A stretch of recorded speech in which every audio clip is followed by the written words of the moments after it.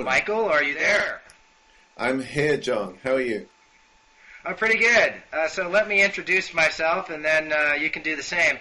I am John Horgan. I'm a science journalist and occasional correspondent for Blogging Heads TV.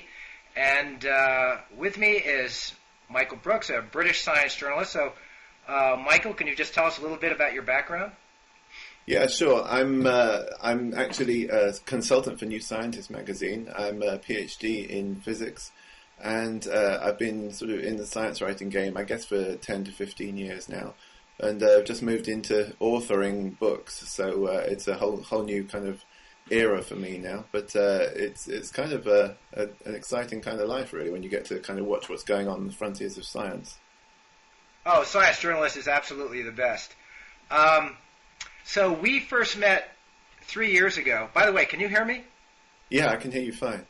Okay, my cell phone is beeping, but I guess that's just on my end. So we first met a little bit over 3 years ago at a fellowship of the Templeton Foundation held at the University of Cambridge for journalists, in which we came together to hear all these presentations on and debate and think about and talk about the interaction between science and religion, and we went out and drank beers together, and you and I even played pool one night with a couple of other did. fellows. I can't remember who won that. I think I did, Michael, actually. I didn't know you were going to say that.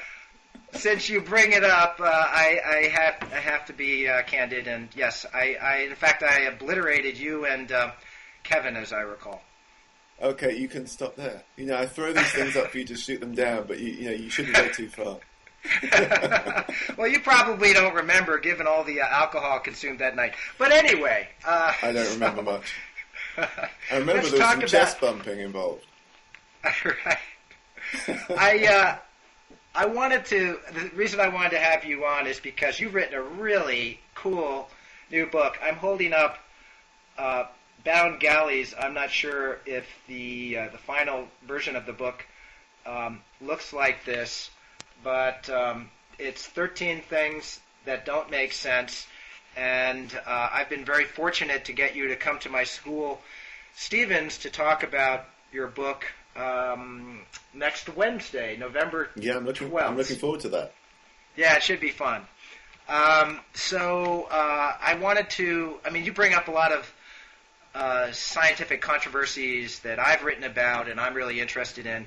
So I found this book really delightful and also debatable in certain respects. Yeah. And I thought we might talk about it. So could you just tell the Blogging Heads audience what the basic theme is, and then we can get into some of the specifics. Sure. Okay. Well, I mean, the basic theme is the stuff that scientists can't really explain. Proper scientific results, but ones that defy all explanation.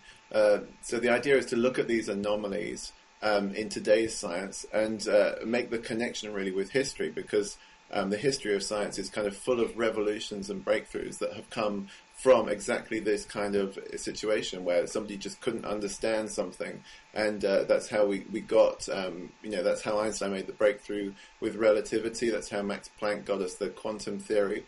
And so the idea of the book is to look at today's anomalies and see what's around and where it might lead, and it's a kind of, ham-fisted way of predicting the future of science, if you like. This idea that, maybe the things that don't make sense today are actually the only things that matter in science. Yeah, it's a very Kuhnian way of looking at science. So Thomas Kuhn wrote this very influential book, The Structure of Scientific Revolutions, and he said that there are these periods of normal science when the reigning theoretical structure is pretty much explaining everything and even anticipating some of the answers that you're going to get in research. But sometimes there are these nagging little anomalies, I think Kuhn even used that term, that don't fit within. Yeah, that don't fit within the paradigm, and sometimes scientists kind of shunt those to the side and pretend that they're not important and ignore them, and then they turn out to be something that topples the whole reigning paradigm and leads to a revolutionary new way of seeing nature. That's right. So, I mean, that's the whole thing that Kuhn was saying was that these might look like nagging little anomalies, but actually they're incredibly important. But of course, you can ignore them for a while, and then Kuhn sort of said that they build up, so they're either ignored or sabotaged, as in the case of some scientific evidence. It gets sabotaged, it gets ignored, and then gradually these anomalies pile up to the point where you just can't ignore them anymore. And then you get crisis, and then you get this thing that Kuhn called the paradigm shift, which is now a terrible cliche, but nonetheless, it's very applicable in science, I think. Well, so you've got 13 anomalies in all that you talk about, of course, but they're sort of, I see them falling into several broader categories, and one I'd call physical sciences and / cosmology, another life, I guess, the mystery of life, and then sort of falling within the mystery of life, the mystery of the mind, the mind-body problem, what have you. And I thought we might start with some of the biological anomalies that you bring up. Okay. And especially, and we'll get to physics maybe toward the end, but we've talked a lot about physics on Blogging Heads TV recently. Yeah. And the physics ones, of course, are much better known, aren't they? Yeah. We've actually had Sean Carroll, who's a very well-known cosmologist and physicist, talking about the accelerating universe and so forth. Well, we'll get to that. But first of all, I wanted to ask you about life as an anomaly, which is one of your chapters. So in what sense is life itself an anomaly? Well, what it is this bridge between chemistry and biology that we don't really understand. I mean, what is it that makes the chair I'm sitting on dead or not alive, and yet I'm alive? And we're both just composed of molecules, effectively. And my chair is made of wood. It's even composed of biological molecules. So it's kind of trying to look at what this, what makes something alive as opposed to what makes something not alive. But also, the fact is we've only got a sample of one when it comes to life. We've got Earth life. And so we don't really have much kind of understanding or even way of comparing different kind of forms of life or whatever. So it's kind of standing out there as a sample of one. We don't know really how even to define life, and so I kind of considered it to be an anomaly. And also, we've tried to make it from scratch, and nobody's succeeded to do that either. If it's just chemicals, if it's just molecules, then when do we get to the point where we can make something that's alive? So it was kind of a chance to explore all of this. Yeah.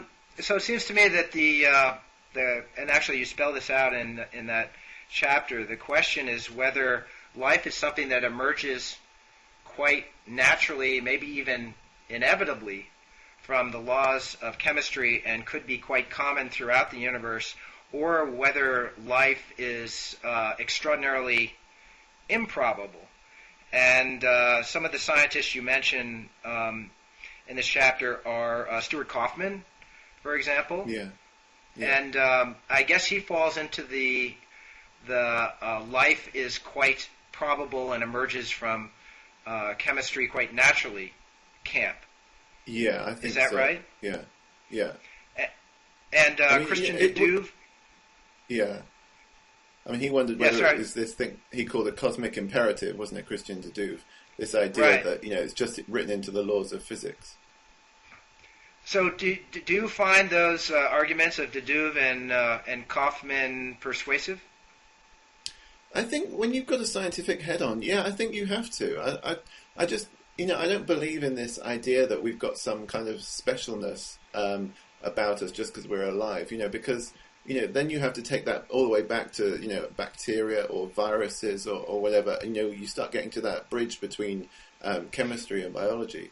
So in some ways, I've got to kind of say, yes, I think it's just something that emerges given enough complexity. Do you think that this is something that this question can be resolved? As you said, we only have one data point right now.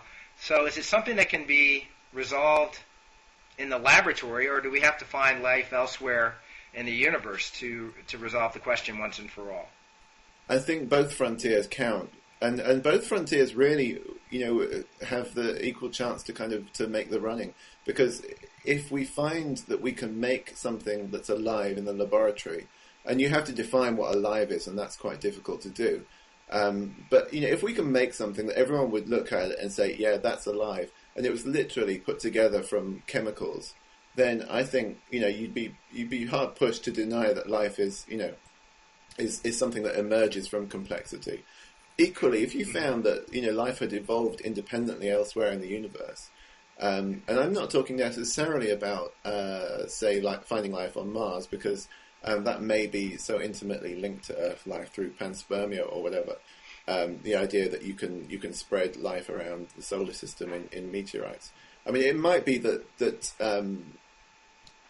if you found life sort of in another solar system somewhere else, in a real exoplanet, then I think that again would show you that it's kind of an inevitable result of just having complex molecules come together in wherever they are.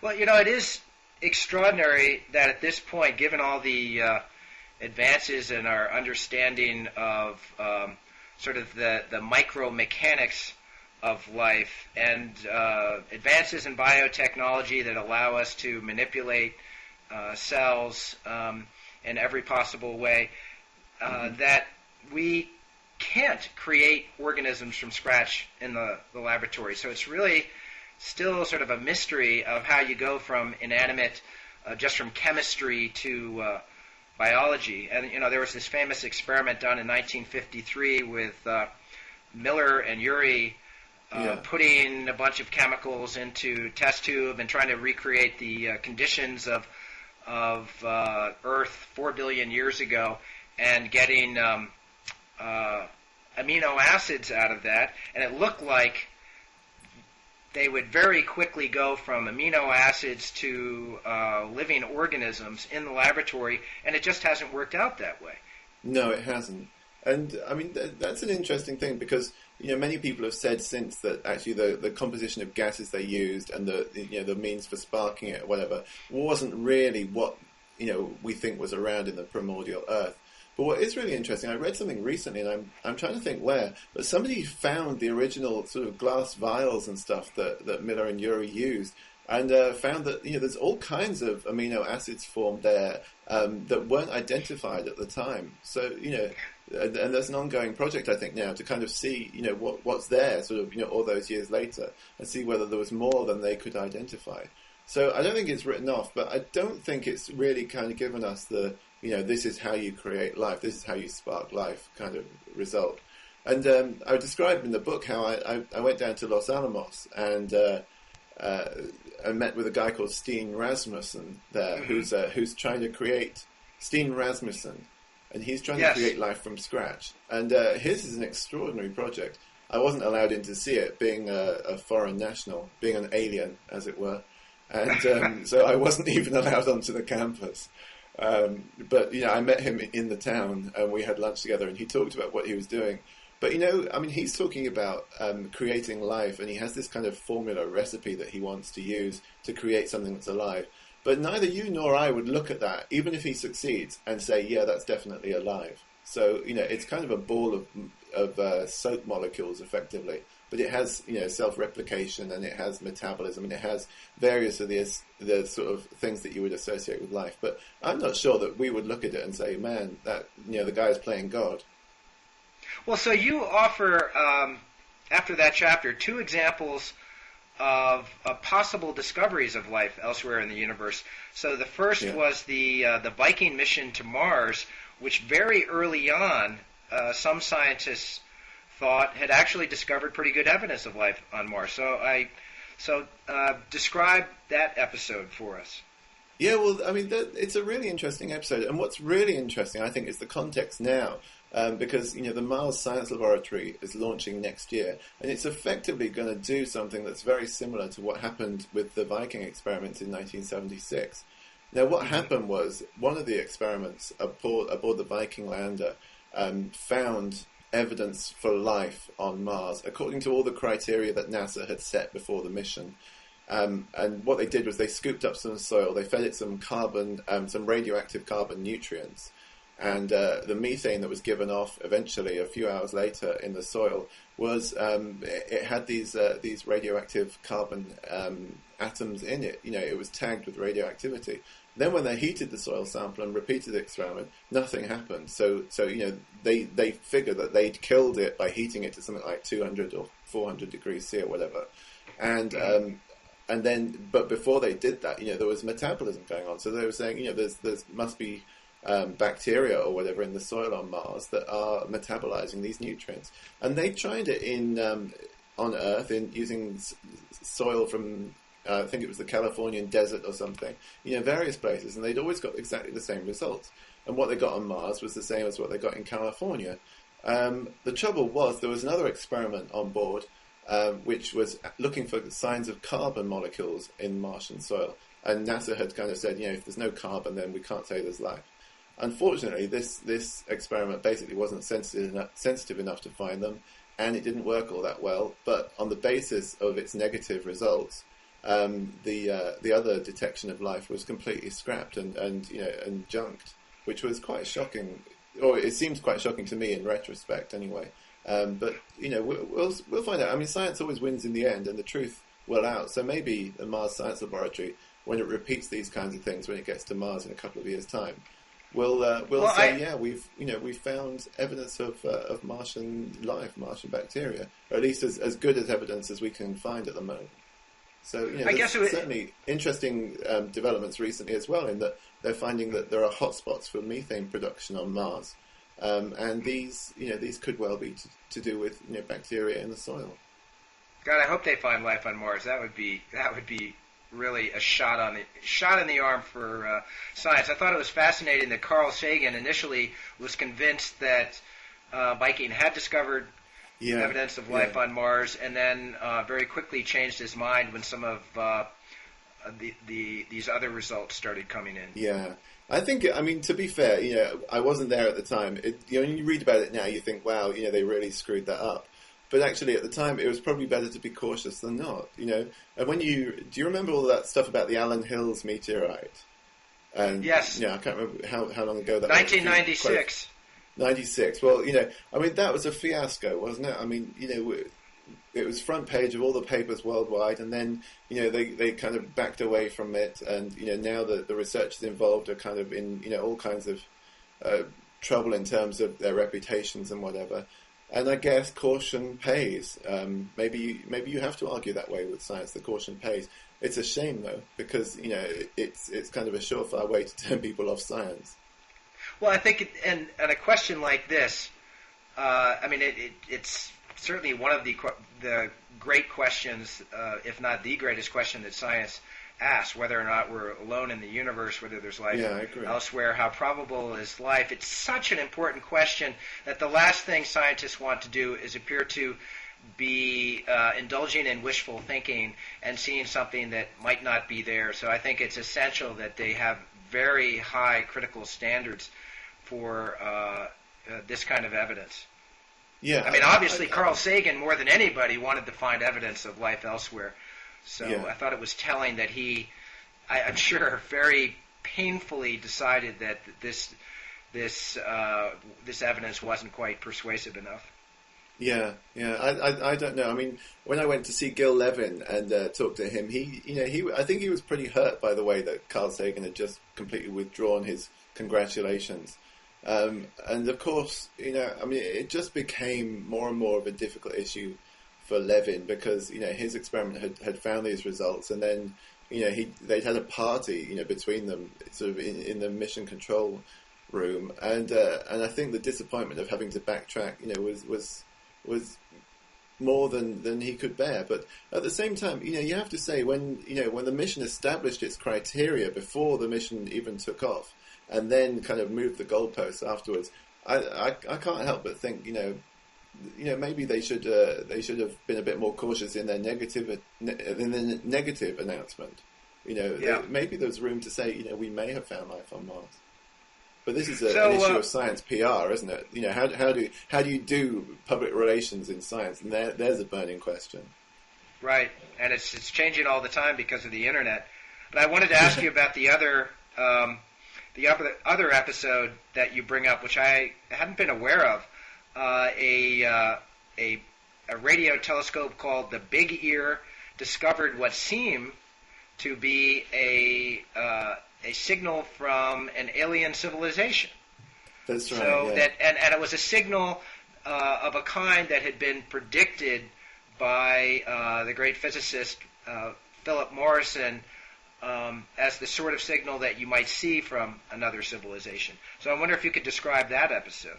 Yeah, I mean, I think it was a 1956 paper in Nature where Morrison and Cocconi sort of outlined the characteristics of an alien signal, what they thought would be the most sensible way, to communicate across galaxies.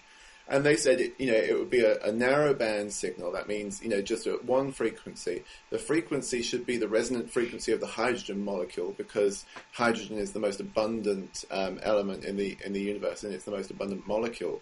And they basically sort of outlined what they thought this signal should look like. This radio frequency signal, and it's pretty much exactly what was seen in that apparatus, in the Big Ear telescope, which is why Jerry Amon, the guy who was reading the printout from the computer, wrote "wow" in the margin, which is how it became known as the "wow" signal. And I think it's pretty much all you can hope for is a prediction and then something coming in that looks exactly right. And they've tried to there's been sort of 30 years, I think, almost of attempting to find other explanations for this. There's extreme caution, and it might have been reflection off satellites. It might have been reflections off space rocks, some kind of space debris.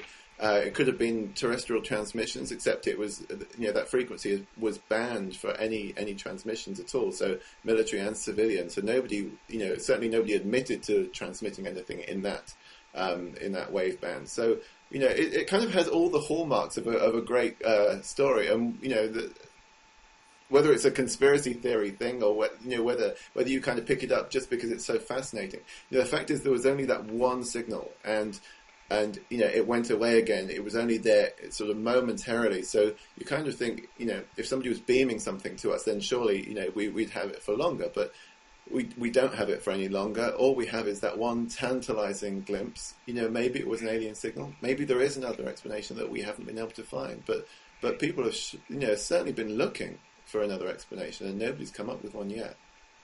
You mentioned conspiracy theories. I thought some of your stories reminded me of a conversation I once had with Fred Hoyle, the great British physicist and astronomer, about extraterrestrial intelligence. And as you know, Sir Fred thought that the universe was pervaded by at least viruses, possibly other microorganisms, maybe intelligent life, and he thought that NASA had discovered evidence of life several times over, even with balloon experiments, evidence of life of microbes in the stratosphere or outer space.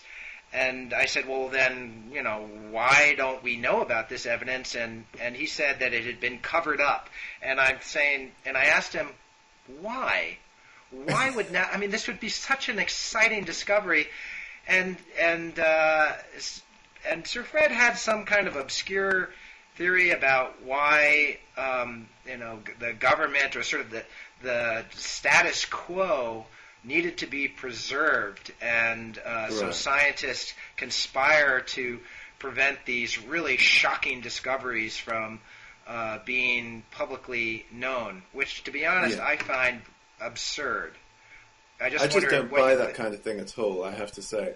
The governments just aren't that good at keeping secrets of that scale. Right. And they don't want to keep secrets like that. If anything, the pressure would be toward, as you've shown, I think, with some of these episodes, the pressure would be toward maybe announcing evidence prematurely, because it would be so exciting if it was true. Yeah, I think that's right. It's such an incredible kind of step forward if we can say, yes, life has evolved elsewhere. It puts us in context for the first time. The humans sort of get sort of incontrovertible evidence, if you like, that we're not the sole center of the universe. And it's interesting because Gil Levin also had some conspiracy theory ideas when I talked to him about. I asked him why the Viking mission had been deemed, not to discover life, and he had a whole sort of big thing about conspiracy, a conspiracy theory that was involved with a kind of Christian cabal, funnily enough, and he said there were a bunch of Christians in government and in NASA and in the higher parts of the funding agencies who were saying that because the Bible says that man is unique, then we mustn't allow anybody to be contradicting this by announcing that there's life on other planets. So and again, that just doesn't stand up. I mean, even digging into some of his sources that he quoted to me, I kind of dug into them and found there was no evidence whatsoever to back up what he was thinking. So well, he should know that. There is a strain of theology that says that of Christian theology that's perfectly happy to have extraterrestrial life, and then the question is whether Jesus died just for our sins or for the sins of all creatures throughout the entire cosmos. And some theologies just say Jesus died for the sins of ET as well as humanity. Yeah, I think there's a whole kind of strain of Christian literature in that direction, isn't there? I've not read any of it, I have to say, but it kind of keeps them amused, I guess, to wonder, how wide it goes. But I was just going to say, Gil Levin also had the steady state guy. I can't think of his name now. Fred Hoyle come in and tell him that he thought there was a conspiracy by the government as well. So maybe he and the others have been talking. It's the science fiction writers you've got to watch out for, isn't it? That's right. Hey, so I wanted to ask you about another thing. I think it's related to the discussion we've just been having, and that was new to me, and that is the giant virus, which is kind of an oxymoron. But anyway, tell us about the giant virus. Well, it's certainly giant if you're another virus. Like if you're a cold virus, for instance, the rhinovirus that gives you the common cold. That this giant virus that was discovered a few years ago is about 20 times as big. So it's giant from that perspective.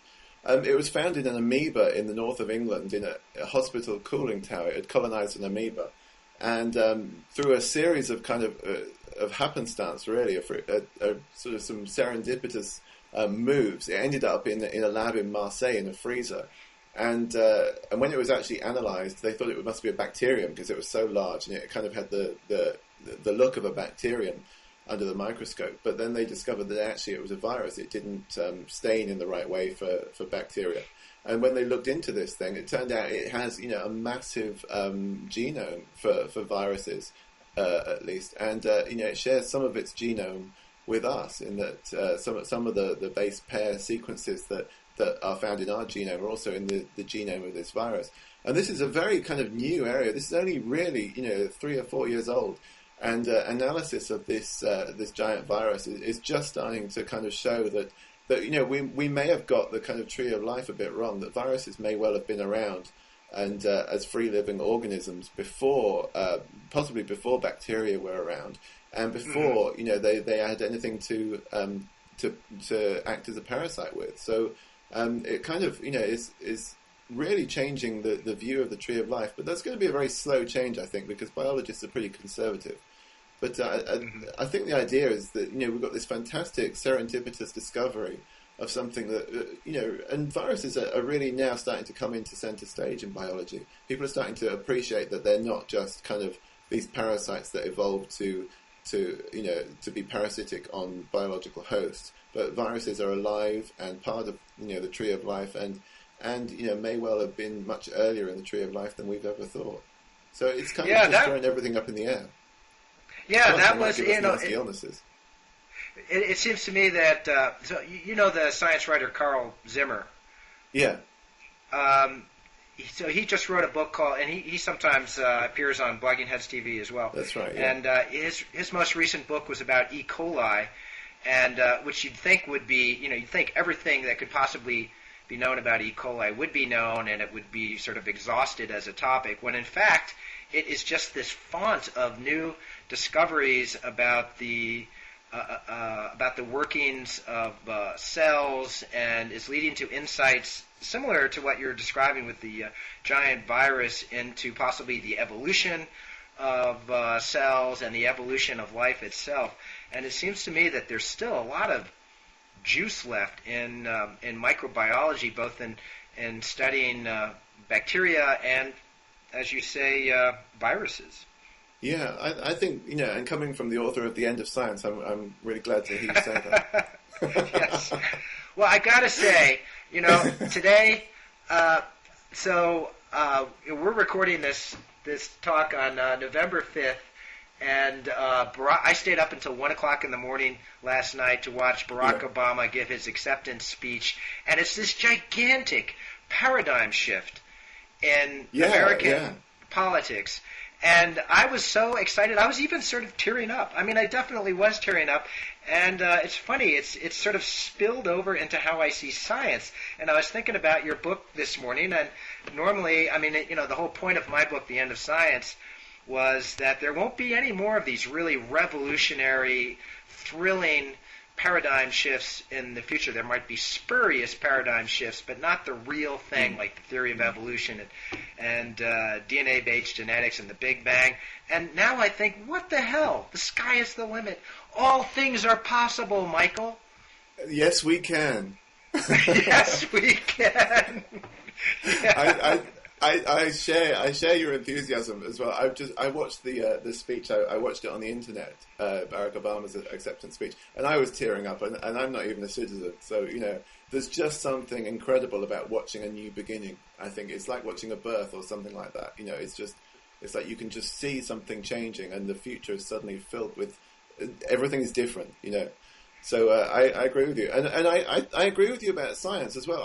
I kind of, when I read your book, I kind of saw where you were coming from.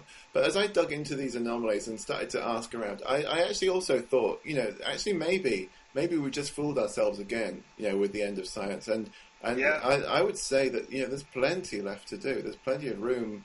Like biologists are having this enormous playground, like, you say about Carl Zimmer and E. coli.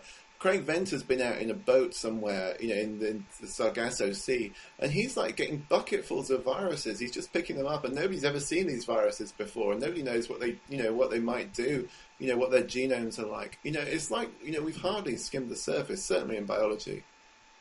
Yeah, and I realized, so much was made of the role of young people in Obama's campaign and his eventual victory, and you have this wonderful coda that ordinarily I would have reacted to somewhat cynically, but I reread it this morning, and you talked about how, ultimately it's the young people who are going to take these anomalies and possibly create whole new fields of science and new paradigms and achieve new discoveries that create new fields.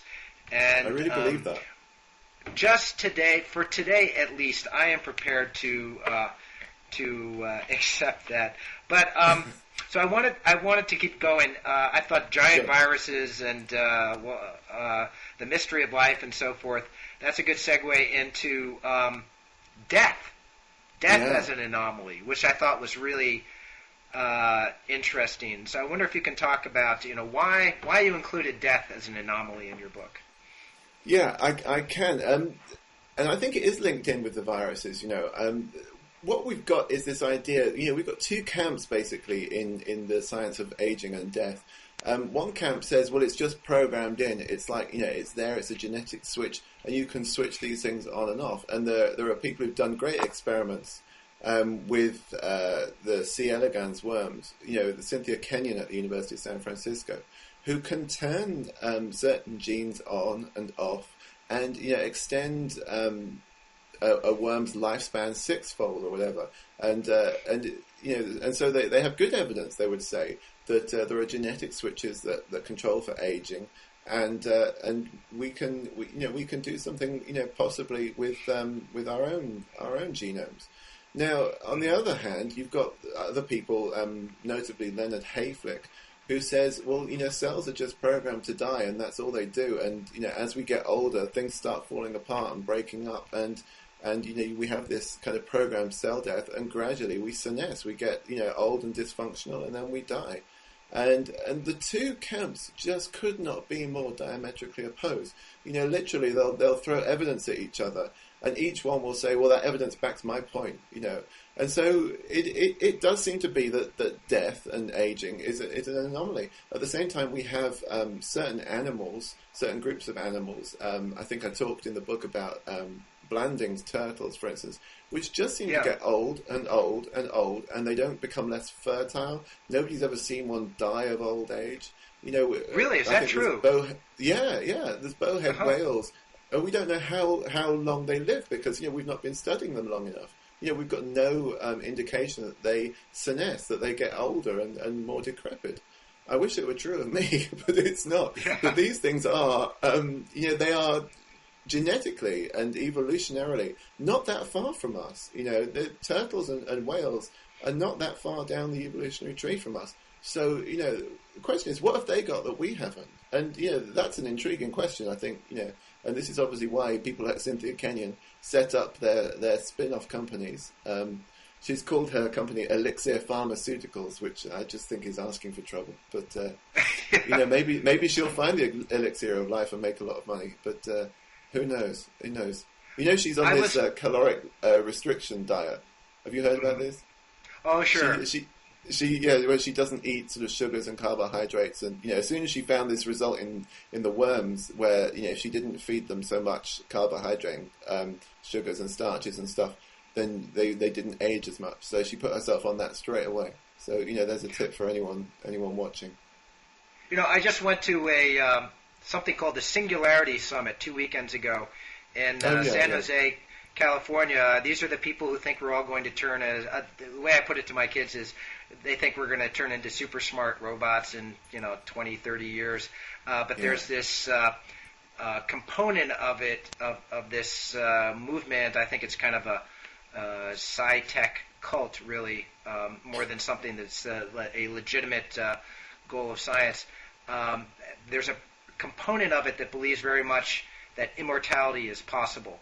Not just by downloading ourselves into cyberspace, but through biological interventions, whether genetic engineering or something else. And I met a bunch of people out there who thought that was imminent, and some of them cited this fellow Aubrey de Grey, who you've probably run into. So it seems to me that this is one very dramatic way that this riddle of senescence could be resolved.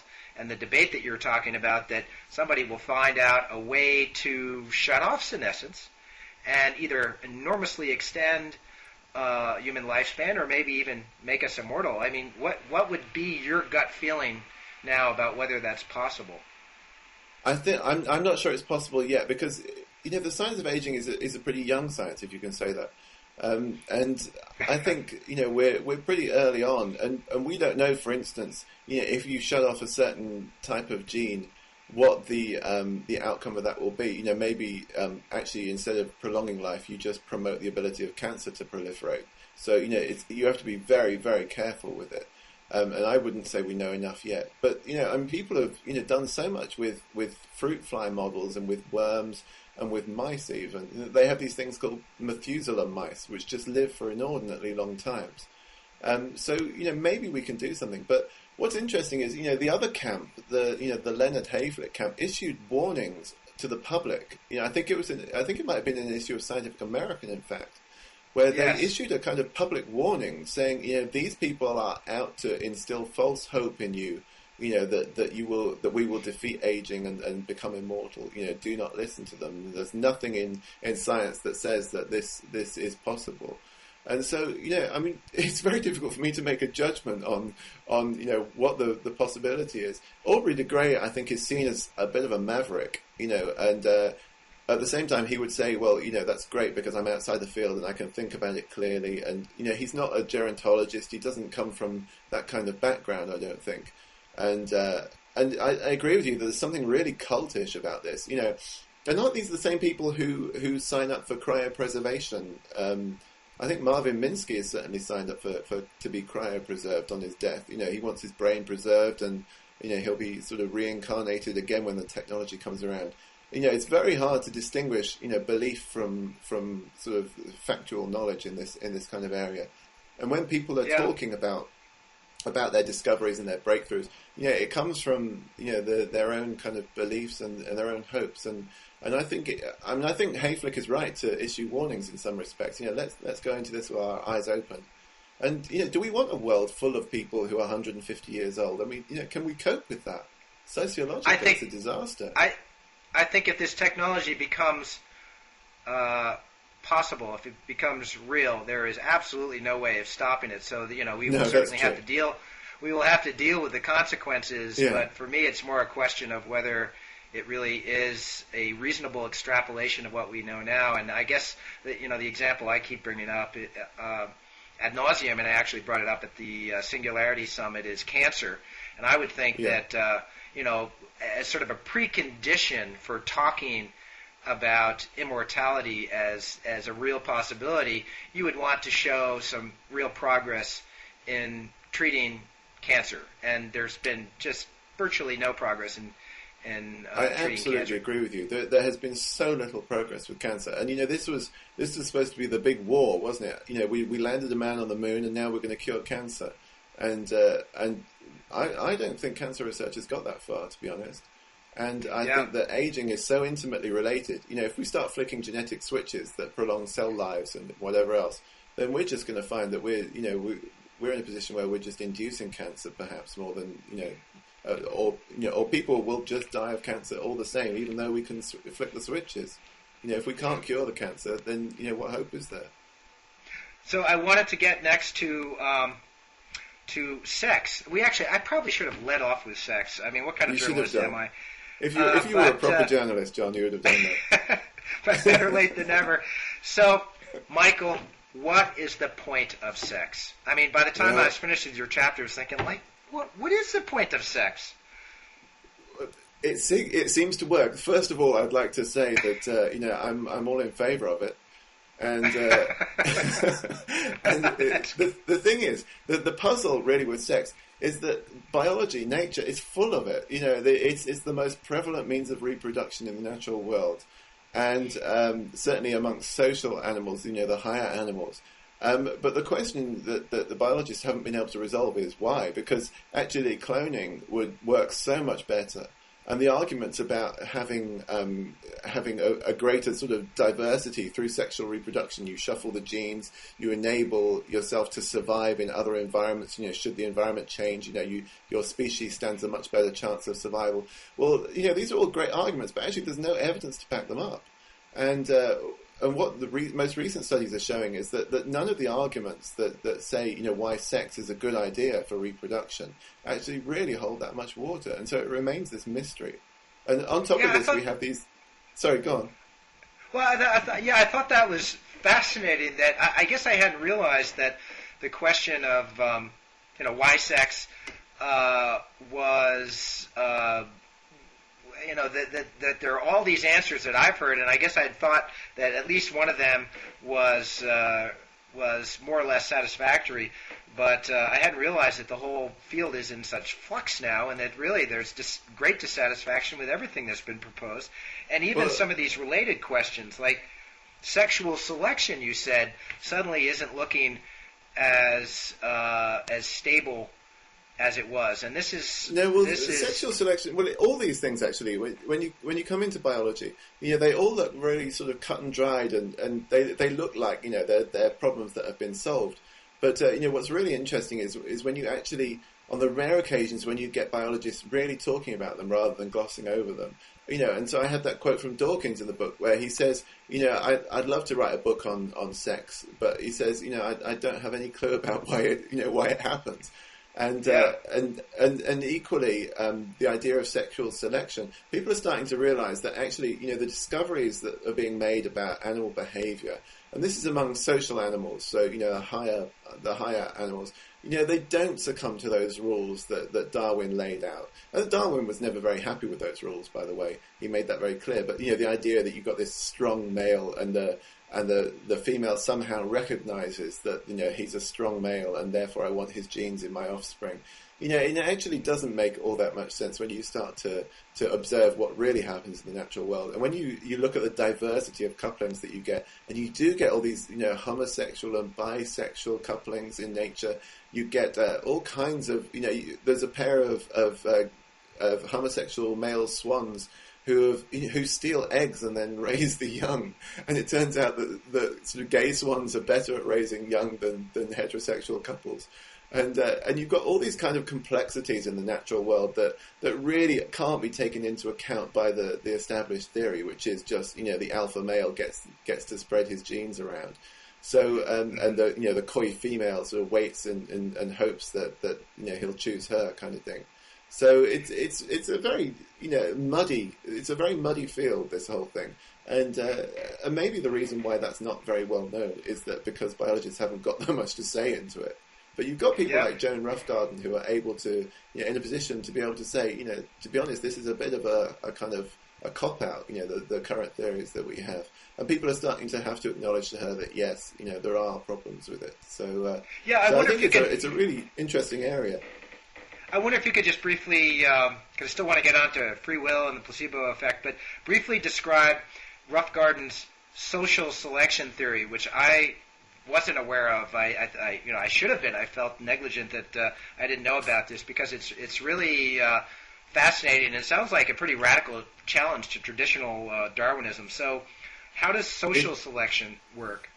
It is a very radical challenge, and people like Dawkins, for instance, who are the arch Darwinians, are really sort of bristling at it. But what she's saying is that maybe all the interactions in social animals are more to do with sort of social bonding and provision of stability in the community, rather than the idea that everything is just about sex, about getting to have sex and getting to reproduce.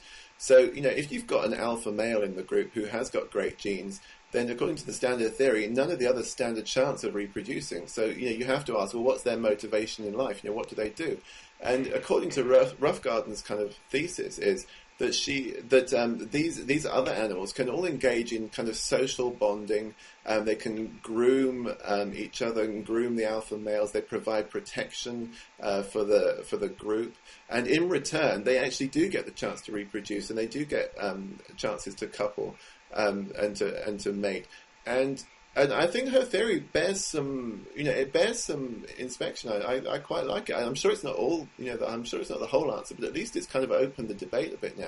And the idea, if you think about, just the alpha males get to reproduce, you do wonder what the rest of them do. And so many experiments have shown that females actually prefer a mate who is going to be a good carer for the offspring rather than, going to be great in a fight. So, it does fit more with the data. Is social selection a form of group selection, would you say? Yeah. So group selection, we should just say that. So group selection has always been a very controversial idea.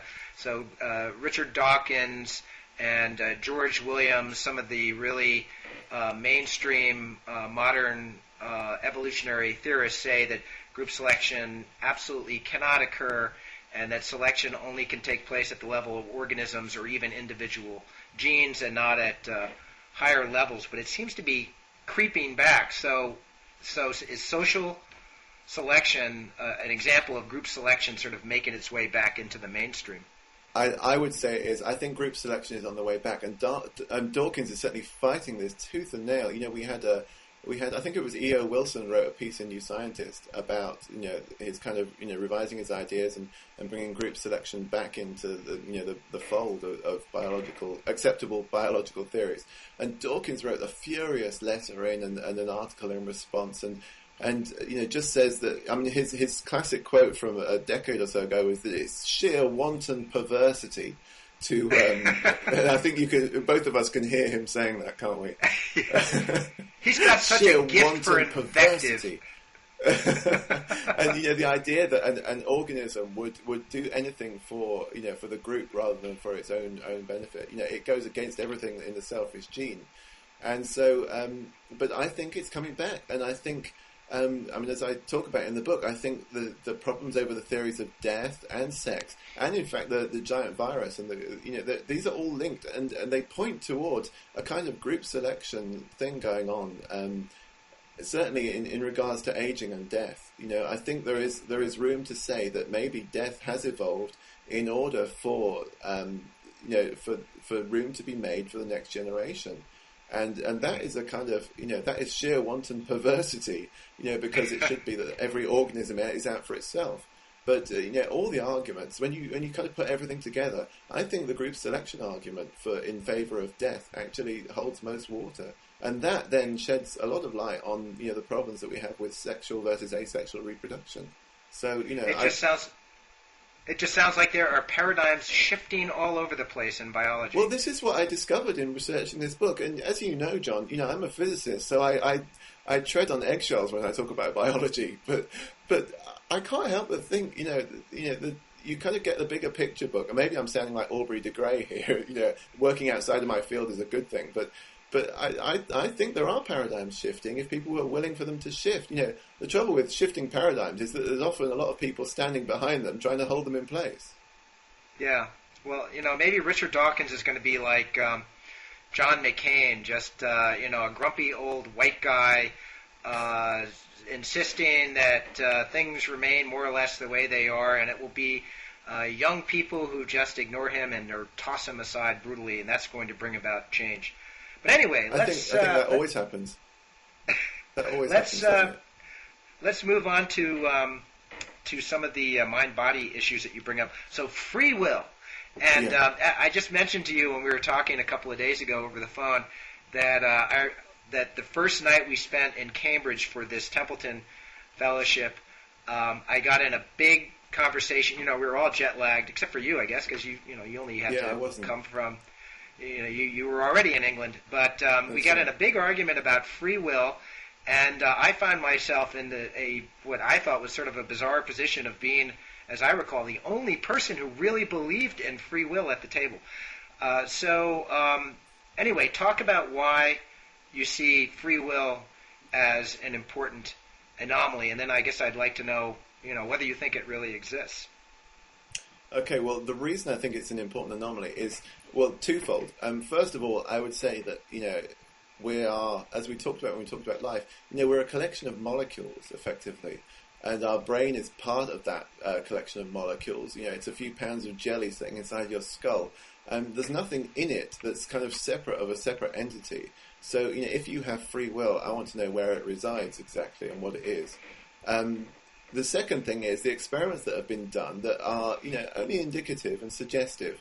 But for instance, the Libet experiment, which you'll know well, which basically shows that you can read the brain signals of an intended movement well before the movement is aware, or the person who's about to make the movement is even aware that they're going to make this movement. And so you can effectively read the brain to see what the body's going to do. And you can read that in advance of, whoever's body it actually is. So it seems that, I think that there was a more recent experiment than that put it at something like 7 milliseconds ahead of our awareness to move. Our brain is already gearing up to move. So the question becomes, who's in control here? And to answer your other point, I don't see how we have free will. I want to believe in free will, and I will continue to kind of exert my right to believe I have free will. But I have no evidence whatsoever that I do have free will, that I'm anything other than a brain machine. I'm an organic robot, effectively, aren't I? Aren't you, John? Does that mean that the anomaly has already been resolved? Do you think that this is not even really an open question anymore, or that there could still be? It's an open question in science, certainly, because not everybody believes that that's how you should interpret the neuroscience. I would say, the illusion of free will is a useful illusion. I think Steven Pinker said it's, it's a fiction, but it's one that has applications in the real world. And I would kind of agree with that, but not everyone takes that stance. And there's plenty of cognitive experts who would say, no, we must have free will. We must defend free will. And Libet, of course, who did the original experiment, defended it to his death. He defended free will and tried to sort of undo the results of his own experiment. He died just last year, in fact, and I think he went to his deathbed, wishing that he could find a way to, convince everyone that his experiment didn't mean what it looked like it meant. It occurs to me that Libet was sort of a tragic figure in the same sense that Einstein was, in that Einstein was one of the pioneers and founders of quantum mechanics, and yet then became horrified by some of the philosophical implications of quantum mechanics, and did his best to try to point the way toward a more deterministic theory later in his life, and he tried to point out these absurdities of quantum mechanics that show that it had to be at least an incomplete theory, and Libet, in the same way, seemed as though he was sort of trapped in the implications of his own research. Let me just tell you why I insist on believing in free will, and of course it could be wishful thinking on my part. It seems to me that I like to use the word choice rather than free will, which is somewhat problematic. So to me the question is whether or not our choices, these sort of our conscious deliberations over different courses of action in our lives, whether those really have consequences. And it seems to me that they clearly do. And I think you can rank organisms in terms of their ability to perceive choices and in the number of choices that they have available to them. So I, for example, have more choices now than I had when I was a mewling little infant. I have more choices available to me now than my dog or this tree that I'm looking at outside my window. So whatever it is that I have more of, this ability to discern different options out there and then to go in one direction as opposed to another direction, that I think constitutes what we might call free will. And it's a downward. You've heard this phrase probably, downward causation. I think one of the reasons why we don't believe in free will is because science implies that causation takes place from the microscale up, and somehow our conscious deliberations are a consequence of neurotransmitters moving around in the brain, or our genes and this sort of thing, when in fact the way it must work is that we have mind that's an emergent property of some of these microprocesses, and then the mind is able, through some extraordinary process that we don't really understand, to exert a downward influence on our physical selves. So however that works... I understand what you're saying there, John, but I can't help thinking that that's a bit like the kind of God of the gaps kind of hypothesis, really. Yeah. You have something that you want to believe, and you say, well, we have this emergent theory of mind, not that we know anything about what that is. And so, maybe that kind of helps you. But I don't know how that fits with, and your idea of choices, for instance, fits with the guy who he had a tumor on the frontal lobe of his brain and turned into a paedophile. And he had paedophilic tendencies. He had urges to molest children. And when that tumor was cut out, that went away again. Now, where was he making choices in terms of what he wanted to do? Well, as I said, I think you can create a continuum of free will. And so there are people who have a brain tumor or have obsessive compulsive disorder or schizophrenia, and their options are very limited. They might be able to perceive certain choices, but they just are compelled to take one choice over and over again, even if they resist it. But other people have certain kinds of mental disease that don't even allow them. For instance, the genetics of personality, and you find that certain people with certain size amygdalas or whatever, certain genetic propensities to be alcoholics or to be divorced or to be extroverts. Everything that we've considered, that used to be the soul. What we're talking about is almost, is what used to be talked of as the soul, and the kind of the person, whatever that is. And it turns out that all of these things just are molecular. They're just controlled by molecules. So at what stage do we exert any choice or any control over the molecules that are there doing what molecules do? Yeah, I know. I'm clinging to my little frail faith here in free will. It's the one thing, I have a hard time. For me to take that away from you. And I said in the book, I don't like this one, and this is the one I would choose to ignore. This is the anomaly that I think humanity would be better off ignoring, rather than all the others, which should be grabbed and shaken and see what comes out of them. This one scares me. These neuroscientists are being asked to go to court and testify that the defendant was not able to make a choice not to commit this crime. Where does our society end up if we take that on board?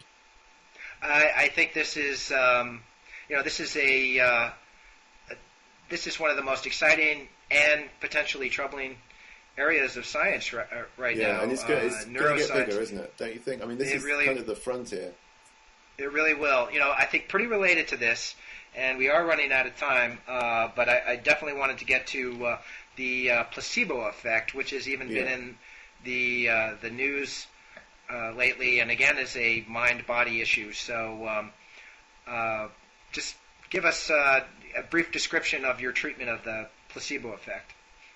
Well, the way I look at the placebo effect as an anomaly is because there is good evidence that it works, that it's there, and at the same time, people are coming out with evidence saying it doesn't exist. Basically, there's a couple of Danish researchers who've shown that it has almost no clinical effects whatsoever, flying completely in the face of other research, which is showing that you can give people less morphine if they know that they're having morphine compared to if they don't know they're having morphine. And so the mind-body link seems to be there. But is it an illusion? Are we just not able to do the experiments properly? Because in many other cases, when we look at the evidence from clinical trials and from records of patients, then we see that there's actually no discernible effect from the placebo effect. So, I'm of the opinion that it's definitely there. I went to Turin to these placebo researchers and I said, show me the placebo effect, do it to me if you like. And they did, and they were able to induce a placebo effect in me, which kind of shocked me. Even though I knew it was coming, I was still powerless against it. But we don't really understand what it is, where it comes from, and and how to control for it. And the clinical trials that we do in terms of drugs, pharmaceutical trials, we might have to sort of redefine the way we do that. When you've got something like diazepam, for instance, when it's used for anxiety, if you don't know you're taking it, it turns out that it doesn't do anything for you. So amazing. So something in knowing that you're taking diazepam kind of activates the drug. Now, how is that controlled for in trials? And at what point do we say it works or it doesn't work? Well, I think it seems to me that this is such a huge topic and potentially very, this could be a real paradigm-shifting topic for all of medicine, but I think it's particularly important in psychiatry. And it seems to me that there have been a lot of meta-analyses of how antidepressants work, for example, that suggests that a major component, if not the entire component of antidepressants, is the placebo effect. Yeah. It does that doesn't mean they don't work, of course. That doesn't mean they right. don't work. It just means that they actually need to work in concert with something else that's going on in your mind. What this placebo researcher called, he said to me, I consider these to be the molecules of hope in your brain, that you think you're going to get better, and actually the molecules associated with that feeling do something, and they seem to act in tandem with the drugs. Well, so this is, the way that the placebo effect has been described in the past is that it's sort of dismissed as something that's all in your mind. But of course, that assumes a duality that neuroscience has shown us doesn't exist. Anything that's in your mind can ultimately be traced to physical processes in the brain. So what's fascinating to me is that you've described this research where now we can trace the placebo effect, these supposedly mental effects, to physiological effects in the mind, and I could see that as being a real anomaly that could lead to a great shift in mind-body interactions and how we see those in the future. Well, I hope so. Yeah, I mean, let's hope it helps us to heal. I mean, that's the whole point of it, isn't it? Of this kind of research, is to find new ways to make people better. And if we, can harness their mind to that effect, then great. So, all right, we're already at 1 hour and 5 minutes. So I think we're just going to have to refer people to your book to get to the other anomalies that we haven't gotten to. One, which is a real can of worms, and it would have been fun to get into it, but we just don't have the time. That's homeopathy, which I think it's brave of you to include that in here. But you have some really interesting research to report on, and people who are involved in this study of homeopathy and attempting to find out whether it's scientifically legitimate. I thought that chapter was really interesting. And then you've got actually at the beginning of your book you talk about the acceleration of the universe and the question of dark matter and dark energy and the Pioneer anomaly. So the Pioneer satellite is supposedly, its trajectory is diverging from what would be predicted by our current understanding of gravity. And so there are some people who think that we need to revise our theories as a result of that. Cold fusion. So anyway, but that was another brave one, I felt. Yeah, maybe we'll have to have you come back and talk about some of those other things. I'd be glad to. But and remember, you can talk about them at Stevens as well. In fact, maybe if anybody wants to, in the Blogging Heads audience, wants to hear more about those, they can always show up at Stevens next Wednesday, November 12th, and they'll hear all about homeopathy, cold fusion, and all sorts of other wild and wacky anomalies in science. I'm also talking at the Haydn Planetarium on Monday as well, so November 10th. Wow. So I'm doing the... That's exciting. That's when I'm doing the space and the universe stuff, so dark energy, dark matter, all that kind of stuff. I'll be covering that there. So come along. Say hello. Yeah, that would be great. Well, thanks, Michael. This has really been great. I wish you all the best of luck with your book. By the way, it's out now, right? It's out in the US and Canada. It's I'm going to show you a copy. I'm just going to have to reach across here and get one. Destroying my office in the process, I have to say. But I should have had one to hand. Here it is. The 13 things that don't make sense. This is what to look for on the shelves. There you go. Shameless self-promotion. Yeah, that's what this show is all about, Michael. We're not doing it for the money, that's for sure. Oh, is that right? Yeah. So, anyway, thank you so much, and I will see you in a week. Yeah, I'm really looking forward to it, John. Yeah, me too. All right. So long, Michael. Okay, take care.